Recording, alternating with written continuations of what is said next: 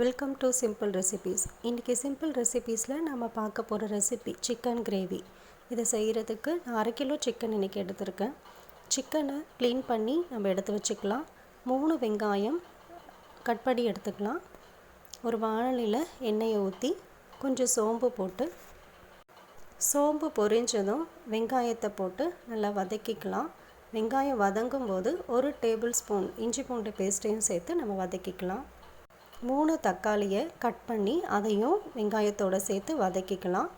கூட கொஞ்சம் உப்பு சேர்த்து வதக்கினா தக்காளி சீக்கிரமாக வதங்கிடுங்க.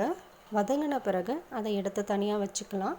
இப்போ ஒரு குக்கரில் தேவையான அளவு எண்ணெயை ஊற்றி பட்டை வகைகளை சேர்த்து பொரிஞ்ச பிறகு எடுத்து வச்சுருக்கிற சிக்கனை அதோடு சேர்த்து லோ ஃப்ளேமில் வச்சு நல்லா வதக்கிக்கலாம். சிக்கன் வதங்கிட்டுருக்கிற டைமில் நம்ம எடுத்து வச்சுருந்த அந்த தக்காளி, வெங்காயம், தேங்காய் இது 3ஐயும் சேர்த்து மிக்சியில் அரைச்சி அந்த விழுதை சிக்கனோடு நம்ம சேர்த்துக்கலாம்.